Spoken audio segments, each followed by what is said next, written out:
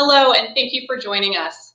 My name is Kate Faulkner. I'm the Associate Curator of Education for Public Programs at the Norton Museum of Art. Welcome to this evening's live-streamed virtual program, In Conversation with Jose Alvarez. Our program host is Cheryl Brutvan, Director of Curatorial Affairs and the Glenn W. and Cornelia T. Bailey Curator of Contemporary Art, who will be in conversation with our special guest, artist Jose Alvarez, whose collage work and portrait drawing series are currently on view in the special exhibition, Jose Alvarez, D.O.P.A, the Krome Drawings. Tonight, Jose will discuss his experience at the Krome Detention Center in Miami and the compelling detainee portraits he created there. Following tonight's live conversation, be sure to follow the link to be shared shortly to a pre-recorded virtual exhibition walkthrough and conversation with Cheryl and Jose. The video will premiere on the Norton's YouTube channel at 7 p.m. While our live lecture series is on hiatus, we are offering virtual Norton from Home lecture programs on most Thursday evenings at 6 o'clock. You can find more information about all of our upcoming Norton from Home programs at norton.org. Remember that during tonight's program, you have the chance to submit your questions through the chat features on YouTube, and we will dedicate part of the program to answering your questions. And now it is my pleasure to welcome Cheryl Brutvan. Thank you, Kate, and thank you for joining us tonight. This is a real honor to be able to have Jose Alvarez with us, and he will join us after the video we're about to watch. We excerpted 10 minutes from the interview that will be available after this program in order to provide an introduction and for you to be able to see the exhibition in the Smith Gallery here at the Norton Museum. It's important to understand that you are really encompassed by all of these men who Jose got to know when he was detained at the Krome Detention Center just west of Miami. And he'll tell us more about that experience and circumstances. The video also shows one of his spectacular collages, and I'm pleased that it's one that we have in our collection. It's entitled The Progress of Inspiration, and he will tell you more about that as well. But it's a powerful exhibition, and it's a moving experience. We're grateful for Sarah Gavlak Gallery and Jane Holzer for making this exhibition possible. And I think for you to look at this video right now will help us introduce Jose Alvarez's work. Also, please note in the opening sequence, there's a small plexi box, and in it you'll find a small pen refill. And that is one of the pens that Jose used to render the portraits of his fellow detainees. So let's look at that video now. Thank you.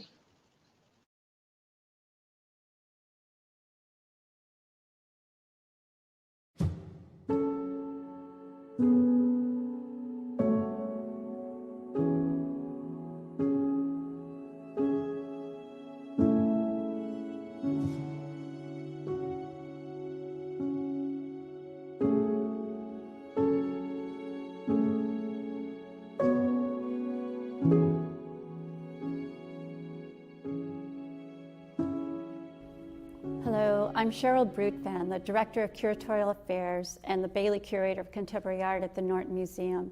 And it's my great pleasure and privilege to welcome Jose Alvarez so that we can speak about his art in his exhibit. Hi, Jose. Hi, Cheryl. Thanks for being here. And thank you for this fantastic exhibition of something so meaningful and so personal in many ways. I wanted to first start talking about this amazing collage that we have in our collection, and it was really the impetus for having a larger exhibit that I organized called Altered States. And to me, it's such a characteristic work for that period and includes so many materials that you've become known for manipulating. But how did you start? Why did you start making these fantastic collages and choosing these materials? The origin of the materials came from readings that I was doing about a anthropologist. His name was Carlos Castaneda, and he had a big following, and he had a shaman in Mexico that he went to visit in order to become a man of knowledge. And in order to become a man of knowledge, he needed to go into an alternative world.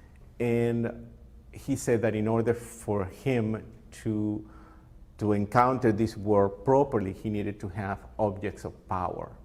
And those objects of power were feathers, porcupine quills, and crystals. I read this when I was like 16, more or less.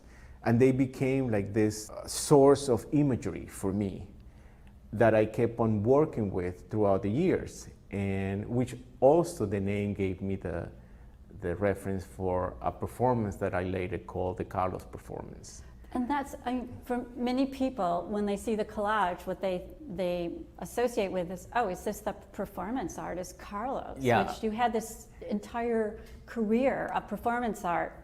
Yeah, that was early on Yeah. in the 80s and 90s.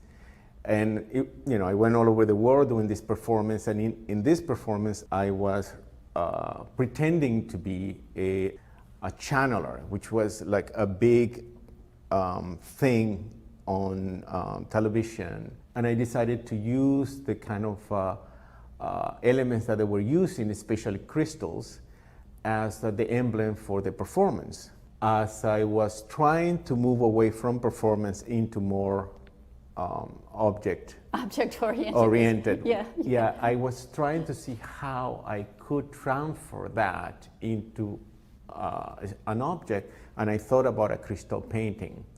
And then I talked to a geologist friend of mine, and he told me, I think what you would want to use is mica, because I said, I don't want the crystals to come out like this. I want it to be flat, almost like an all-over Pollock painting, so to speak. Mm-hmm.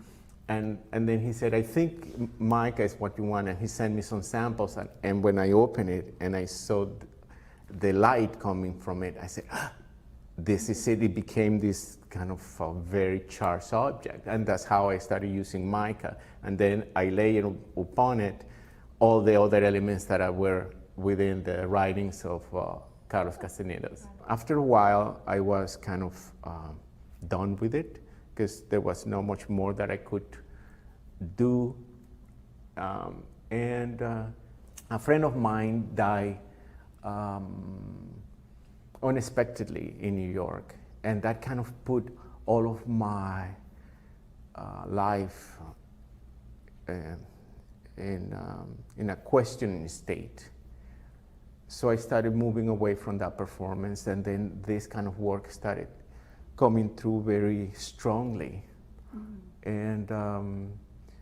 And I think initially it came out of grief, but at the same time, it was a way of making the world better, I think.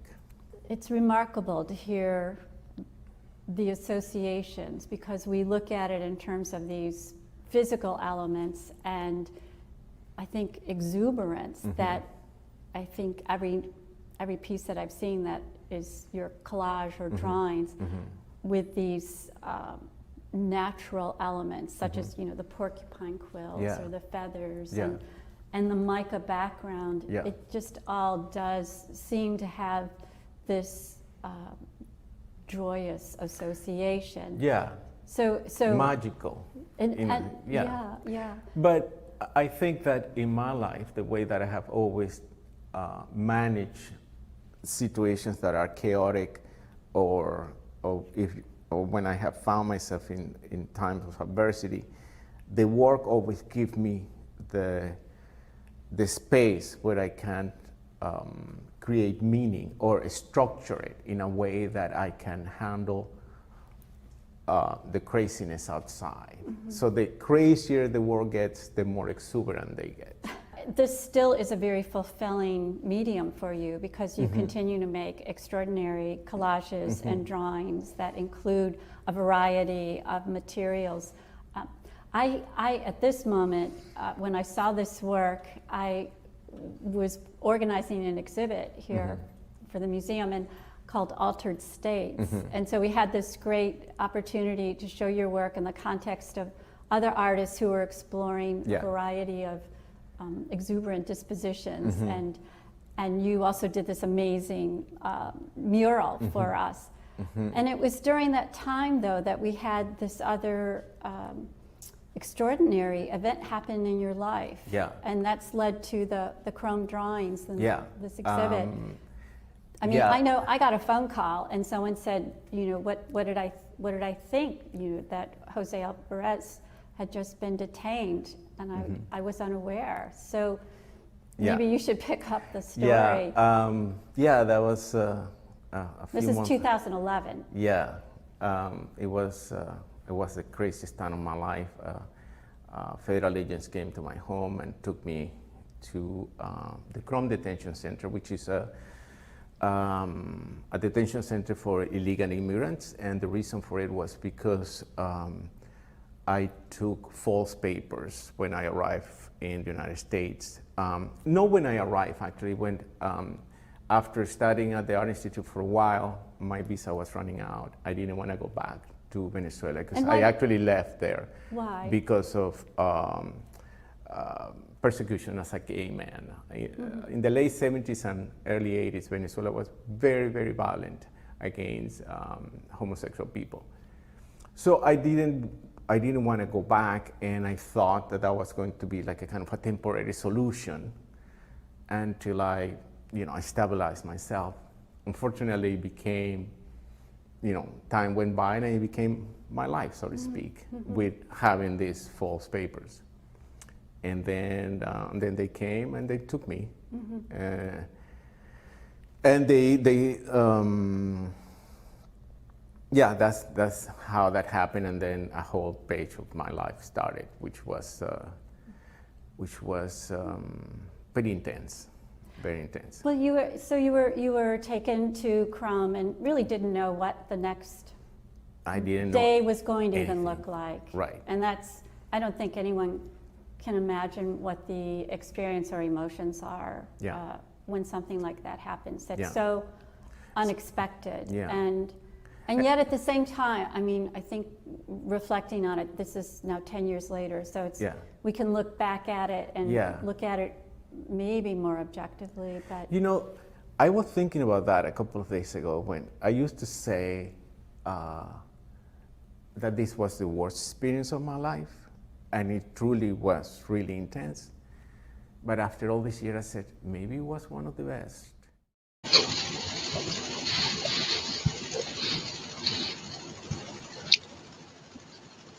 I'm now about to be joined by Jose Alvarez to actually continue that reflection and talk about the individual drawings and circumstances at the Krome Detention Center, where he made this incredible body of work that we're exhibiting here at the Norton. Hi, Cheryl. Hi, Jose. Thanks for joining us. Thank you for having me. It is 10 years later, and we've been able to talk about your work in the context of the exhibition and the interview that we'll broadcast later. But let's pick up where we just left off as you were reflecting on, maybe it was certainly a profound moment in your life, and maybe it was one of the most inspiring, but it was probably incredibly frightening at first, and just even understanding how you started drawing. Can you fill us in on what those next days were? Well, yeah, it's a combination of all of that. I mean, it's so many emotions combined, but I arrived at the Krome Detention Center, and I started to sleep for like 4 days straight. And I was just basically incredibly depressed about all this situation. And then one of the guys that was detained there, his name was Julio. He was a Brazilian guy, and he went to where I was sleeping and actually interrupted me and said, "You can't do this. You can't just sleep day after day. You need to fight depression, and you need to become a warrior." And I was just like, what's from, with this situation? This guy is asking me things, so I just wanted to get him of my back, and he asked me if I could do a drawing of him, and I said sure. And let me explain. He asked me, who are you and what do you do? And I told him my name and that I was an artist. So he said, why aren't you drawing? So he went to his bed and brought back a piece of paper and asked me to draw him. And I said, sure, just to get him off my back. And then I started drawing a very quick drawing. But while I was drawing him, other people started coming. Well, let's look at Julio, though, because we have that first drawing. Yes. If we could see that first image of Julio. Yeah, that was. And remembering that small little, it wasn't a pen you were using. You were using like the refill for a pen because it was the only thing available, or safety point, or the refill comes in this hardened plastic casing. They don't like that in places of detention because it could be used as a weapon. So they take the plastic casing out and they just leave with the refill, which they cut in half, and then you use just like 3 inches of the pen. Okay. And you had, I think you said you had 2 choices. Yes, black and blue, and there were 2 choices of paper as well, striped and white paper, and this came from the law library. It's an actually law library there for people, quote, to inform themselves about their cases, etc. So that's why they kept the paper, and the guys would bring me the paper so I could do the drawings. So Julio's sort of pestering you, trying to get you to survive, and asked you to be, you're an artist, he goes get the pen and paper, and then how did you figure out what you were going to do? Like, it was a very organic situation, because as they were coming over and seeing me draw, and then it became like a space of conversation. As they were gathered there, they started talking about all the reasons why they came to this country and why they left theirs. And as I was listening to their stories, they were harrowing stories of persecution and survival, and just wanting to have a chance of a better life. But they were really, really heartbreaking stories. And then I started telling them, but people do need to listen to these stories. And they were saying, like, well, who is going to do that? Nobody cares about us. Nobody's going to come into this building and interview just as anything. But that was how you started the drawings. Can we look at how the circumstances of how you made these drawings? So you said you were showing them by them placing them on the floor and then getting their trust, really. Yes, because at first I was drawing a group of people that I became friends with there. But as I wanted to expand on the project, meaning on drawing these portraits, I needed to, as you said, gain their trust. And I thought that placing them on the floor and getting them familiar with them, they will be more willing to accept my invitation to be drawn. Mm-hmm.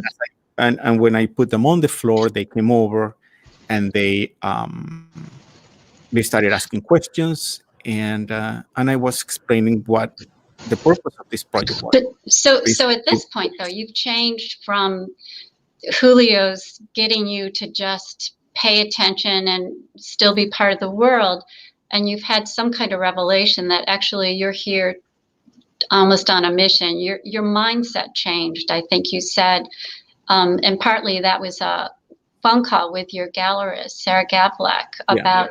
And I thought that was a very moving. Could you explain a little more about that for people? It was very moving to think about, from being this victim in detainment to recognizing that you now have a mission.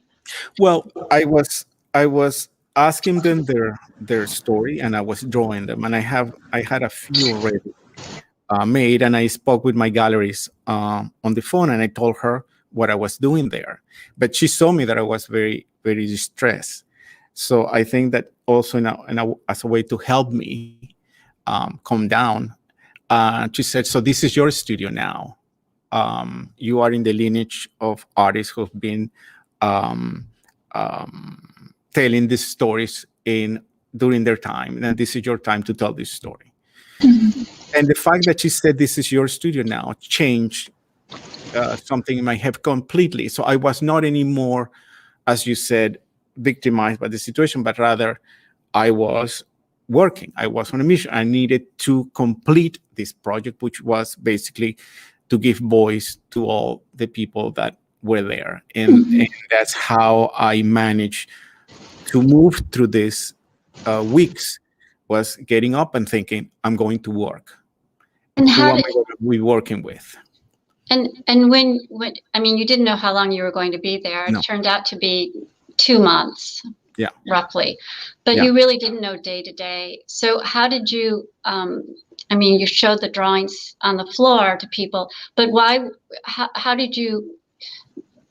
With a few exceptions, they asked to be portrayed, but most of the time you were asking people, asking these other men, and it's, you know, as we've said, and let's look at number 6, Roberto. I mean, just to see some of these amazing drawings that you completed, but this understanding of how you convince people.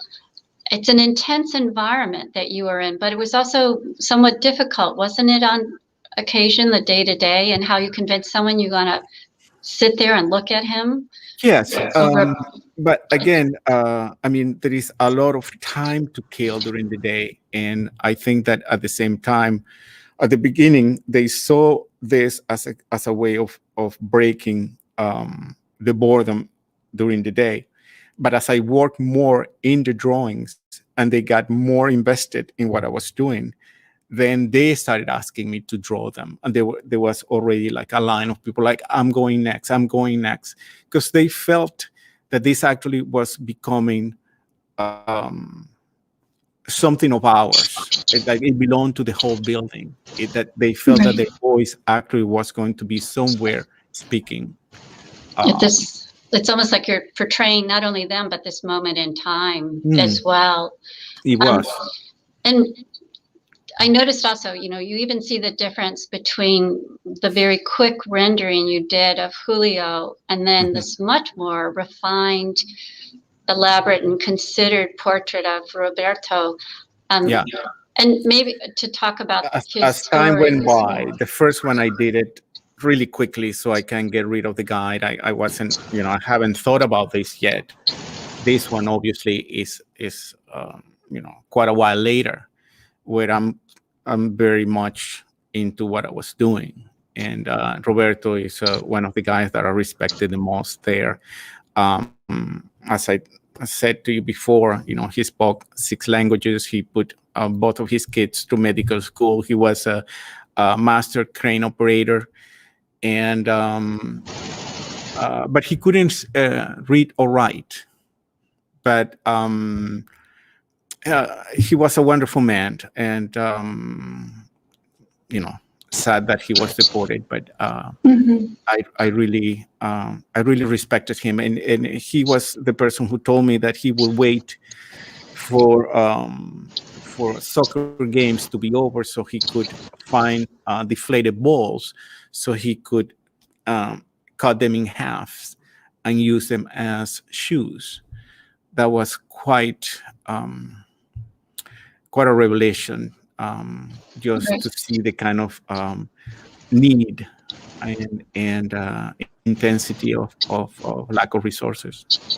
So when trying to, you know, as you're hearing these stories, did it also encourage you to reflect on your own circumstances? I mean, were you thinking, this is, like, impossible to believe, but here I am in here as well?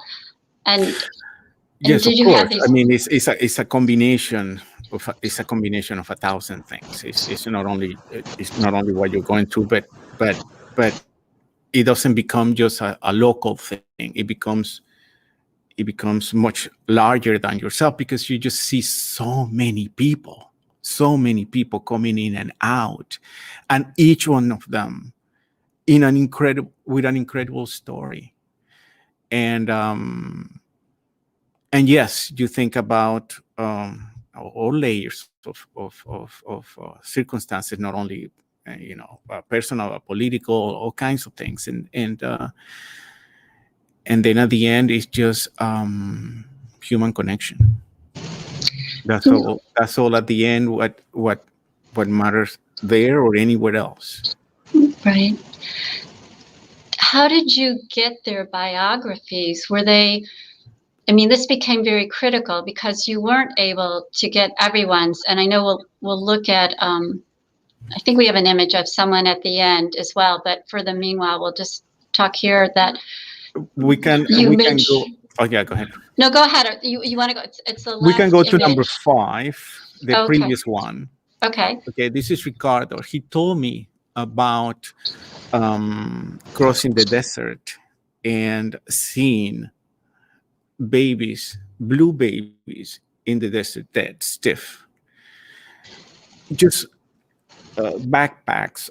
It's just all kinds of things that they see through the desert. And he told me about one time where he was working with a group of people, and there were 2 ladies, elderly, that they couldn't keep up with the group. And he said, so we kept going. And I said, you left them there? And he goes, what do you expect us to do? We are on the same boat. And I'm thinking, that all these people are willing to cross over with their grandmothers, with their babies, with their kids, with their sons, daughter, with whatever. However they can make it out of the circumstances where they are. And they are not coming to destroy the land or to create havoc, as it was portrayed for a while, this demonization of the immigrant, but rather just to try to find some chance, some little thread that I could weave something with my life. And I just met an incredible group of people that were really hardworking and were just asking for a chance. How did you get those stories from them? Were they just thrilled to be able to talk to you? Was it because they? Yes. You had to establish a rapport. Yeah. Once I did, they all wanted to tell their stories. Yeah, they all wanted to say why I was here, how I ended here. And you were writing this down just like you did the portraits. You were writing the biographies down. Yes, I was writing them, and I have pages and pages of handwritten notes of what belonged to whom, etc. I kind of make that succinct some of the story, because some of them were quite long, so I just make them, a synopsis of what they told me on some of them, But they all wanted. They all saw that as a very important moment in their lives. Do you want to speak about Brahima, the 2 more images? Yes. And Brahima was a really special moment for me artistically and personally. This was a guy from the Ivory Coast. He slept for 2 months straight. He would just go to the cafeteria and go back to the bed and sleep for 2 months. He wouldn't talk to anyone, and nobody would talk to him. And then I asked him to draw him, and he said, sure. And I sat him in front of a window, and I started drawing. As I started drawing him, he started crying. And I was like very taken aback by it. And I asked him why he was crying, and he said, keep drawing, in a very kind of stern way. And we ended our session that day, because they couldn't run for too long because there is so many interruptions. But then the following day, I asked him, I said, look, I need to do some more touch-ups. Can I continue? And he said, yes. And then he ran to his bed and came back with another piece of paper. And he said, but could you do one for my daughter? I said, of course I will. I put it aside and I said, as you know, I'm doing this project. I need to ask you, why were you crying yesterday? And then he answered, I never been drawn. But I think what he meant to say is like, finally I felt like I was seen by someone. I was considered a human. Someone took the time to look at me and care to draw me. Someone acknowledged my humanity. And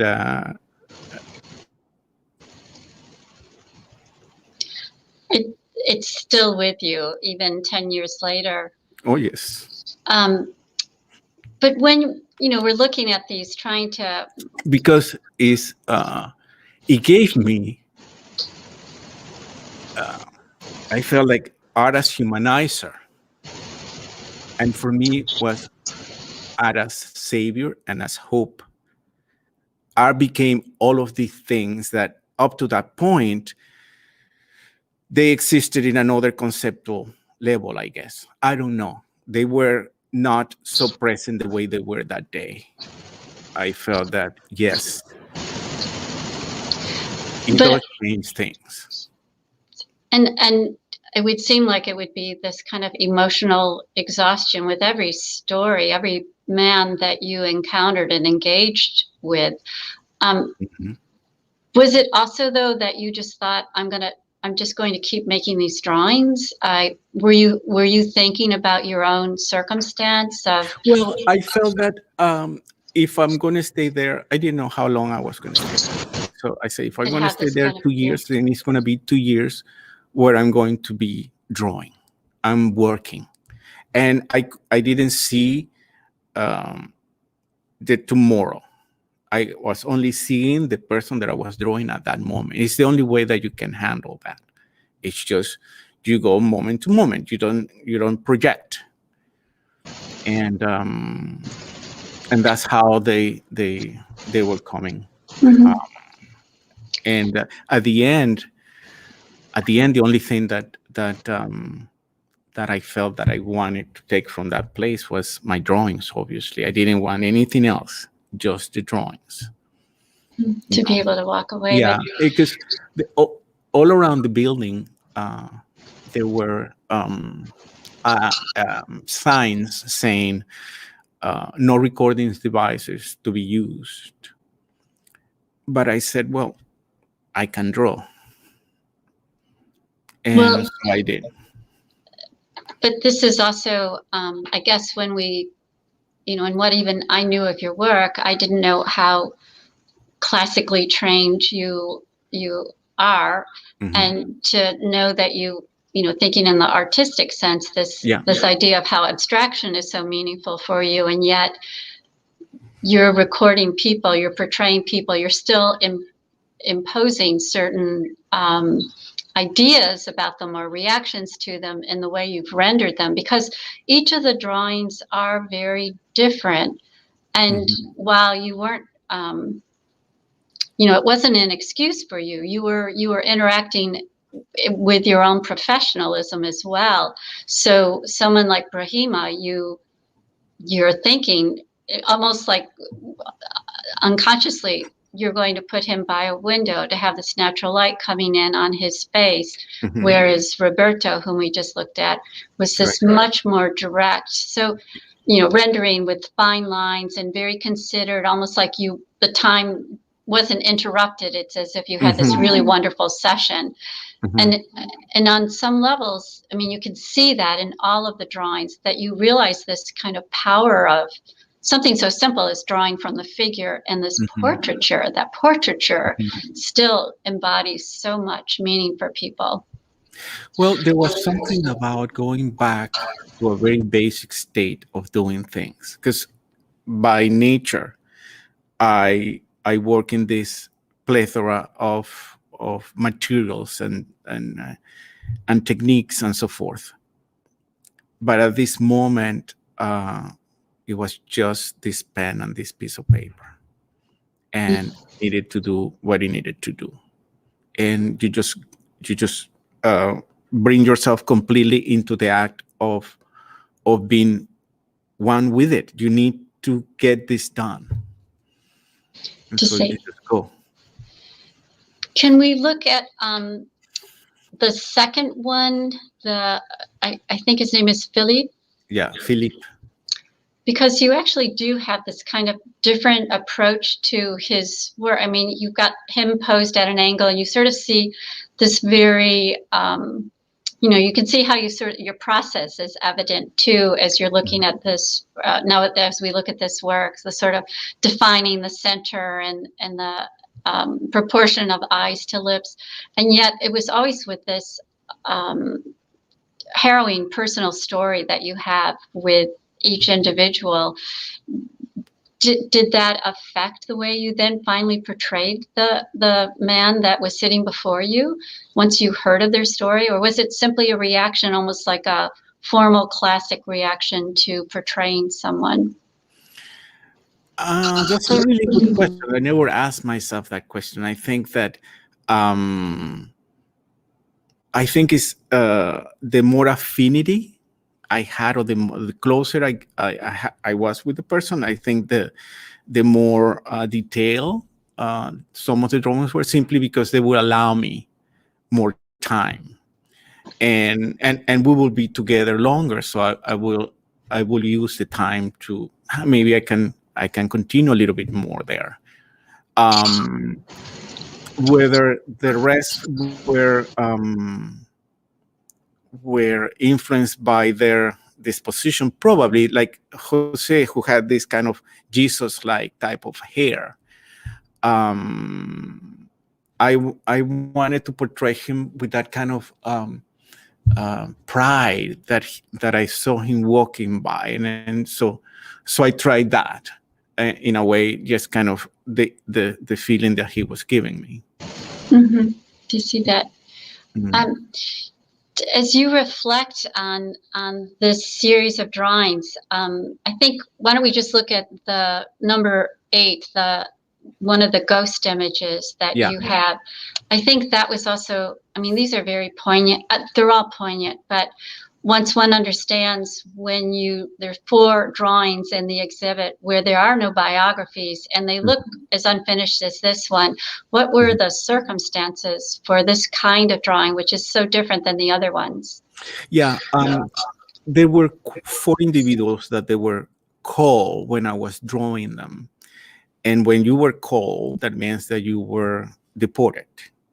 So I didn't ask their name or their bio. I just started drawing them, and then they were gone, and I didn't have anything.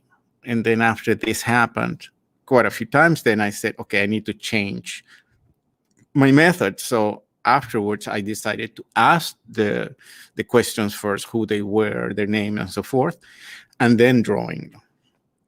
Because even if they were deported, if I only had a little line, it didn't matter. That person was there, and this is the story. But with these 4 individuals, I didn't get the chance to, but they were there, and that's why they are in the exhibition. So in thinking about it, you made I guess it's 30 drawings, I think, in the 2-month period that you were there. So you were finishing drawings every 2 days, it seems like. You were definitely, in a sense, working hard to do that.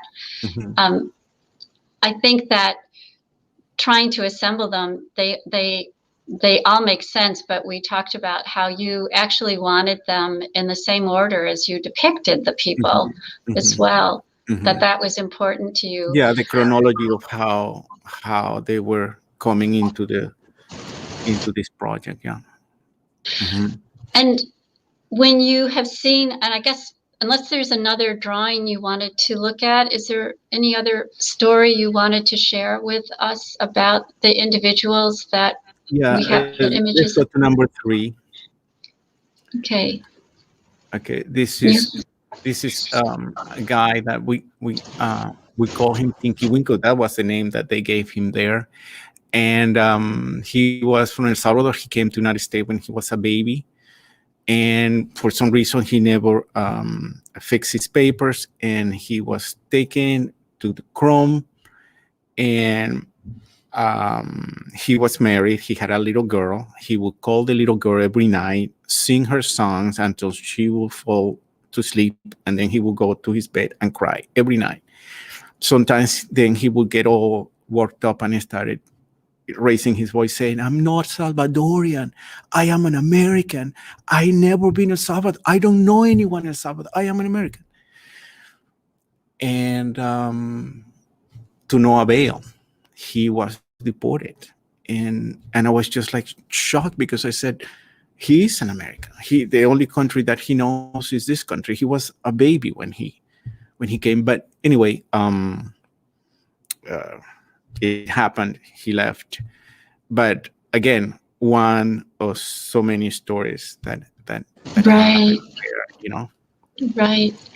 I think we can finish with the drawings and then just go back to our conversation.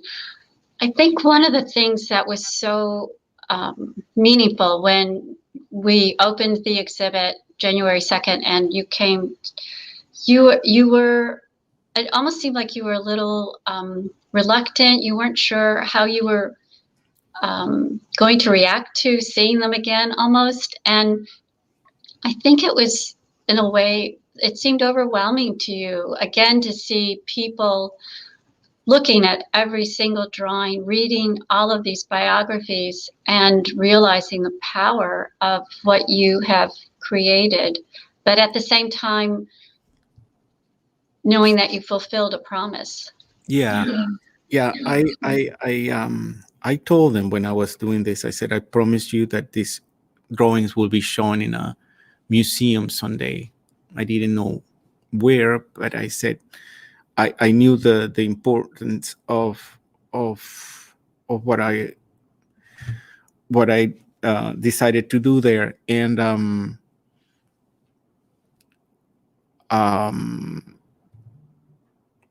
yeah, it's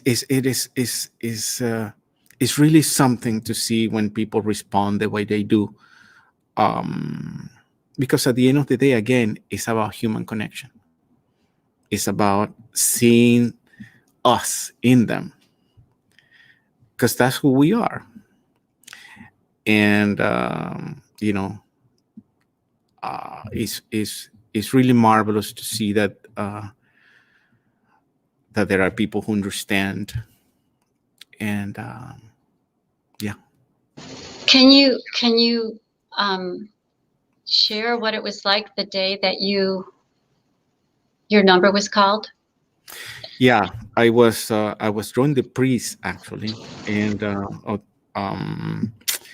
so they called me, and I went to the front of the building, and they said, "You're going home." And I said, "What home?" And he said, "You've been released." So I got like, incredibly nervous. I couldn't even pack. So my friend Adrian came and packed me, and I was surrounded by all the guys. It was about 1:00 in the afternoon. And they were telling me, "Do not forget the project. Don't forget the project." I said, "I won't forget the project."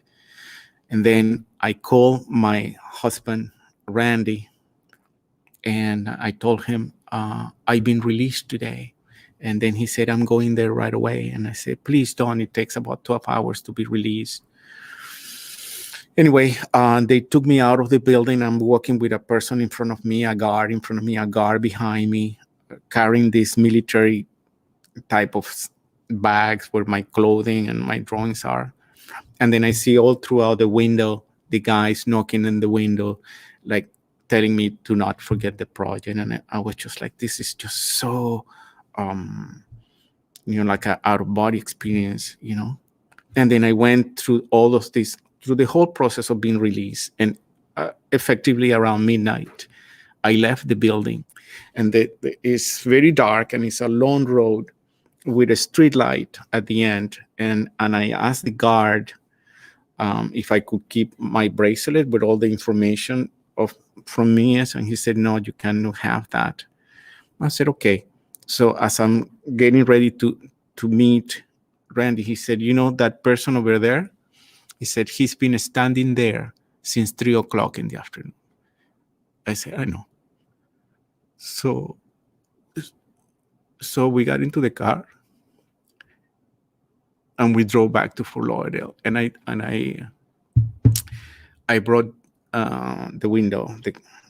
I opened the window in the car, and I only wanted to feel the wind. And then after that, we went to a diner that he liked very much. And when I opened the menu, there is all 200 items, and that made me laugh because of the idea of choosing, to be able to choose.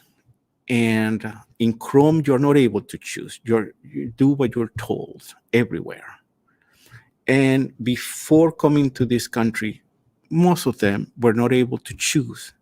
Otherwise, they wouldn't have gone through a desert looking at dead babies.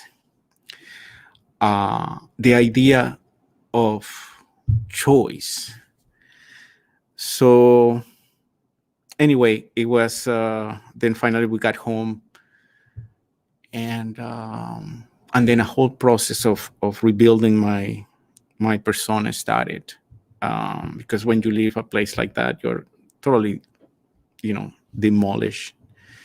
But as I said to you before, it was due to the screening of our documentary, An Honest Liar.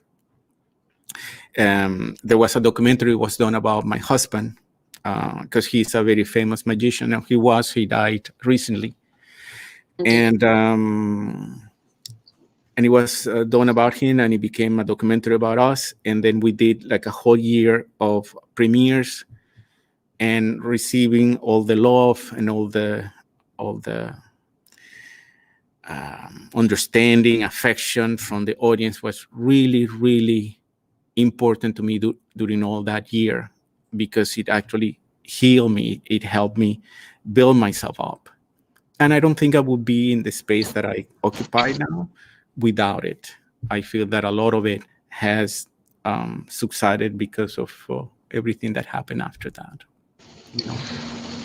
And also to see it hung.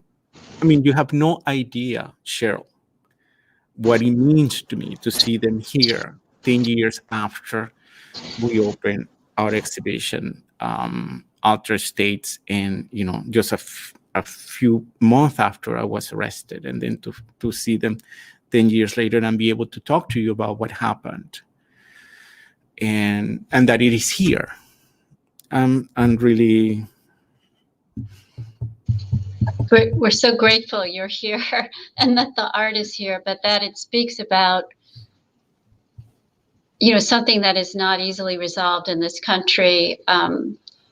And I know there even was an announcement today by the new administration for proposing how to work with undocumented immigrants. So there's hope that there's a discussion, but all anyone has to do is read the stories of the men that you got to know and realize how profound the experience of just getting into the country. Mm-hmm. And none of it is done lightly. This mm-hmm. is just harrowing, every single one. Mm-hmm. And also the willingness to work hard and do whatever is possible, and the contributions that have been made.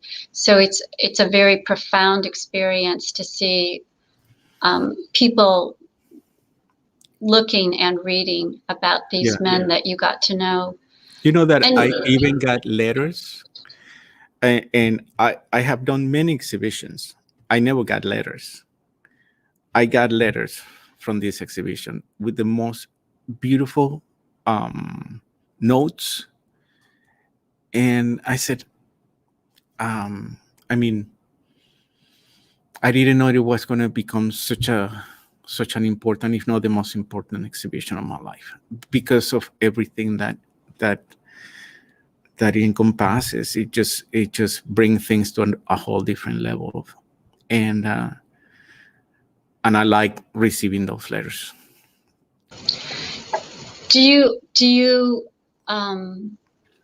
approach your art today, or do you think you approach your art today differently than do you approach it differently because of this experience, or is it affects basically the way you are on Earth? Both. I think that having gone through something like this, you're not you're very much aware of what are the things that we as humans need, and in that, again, I go back to that connection, that human connection, and my work, I hope, that tries to do that the best way it can. And I just felt that I needed to bring in more. I said, I just need to put in more because that's what we need. You know? Yeah. It's part of yeah, I want you to get lost in the work. Mm-hmm. I think and one of the other from that intensity, you know? the other knowledge about this group of portraits of these men, it represents people that you believe most of them were in fact deported. Yeah, I believe there was only one who, besides myself, right, that left, and he lives in Tampa. But we haven't seen each other. But he's aware because he saw it on Univision News. He told me artists draws people at the Krome Detention, and he said the only one I can remember was you. So he decided to call me. And yes, amazing. Yeah, amazing. Well, we're honored to have you with us for this interview and for the one that we were able to do together in the exhibition, which will be available. And thank you again, Jose. I'm sorry you went through this experience, but it seems like you brought attention to a heartbreaking issue that's still unresolved, but through your art, and we're grateful. We're grateful and honored to be able to show it here at the museum. Thank you. Thank you for doing that. Yeah. Thank you. And I think Kate will now join us to sign off. Thank you again. Thank you both, Cheryl and Jose, for being here tonight and for the stimulating and enlightening conversation. And thanks to everyone for joining us tonight. Remember to click the YouTube link in the description or in the chat to watch the full exhibition walkthrough with Cheryl and Jose. This video will premiere on the Norton's YouTube channel right at 7 o'clock. Please remember also that Norton from Home virtual talks and conversations currently take place on Thursday evenings. Next Thursday, February 25th at 6, please tune in for the virtual talk From Hassam to Wyeth, Gifts of American Art to the Norton in 2020, presented by Ellen E. Roberts, Harold and Ann Berkeley Smith, Curator of American Art. Ellen will discuss the exciting gifts of American art the Norton received in 2020, including Jane Peterson and Andrew Wyeth, among many others. Until then, thank you and have a great night.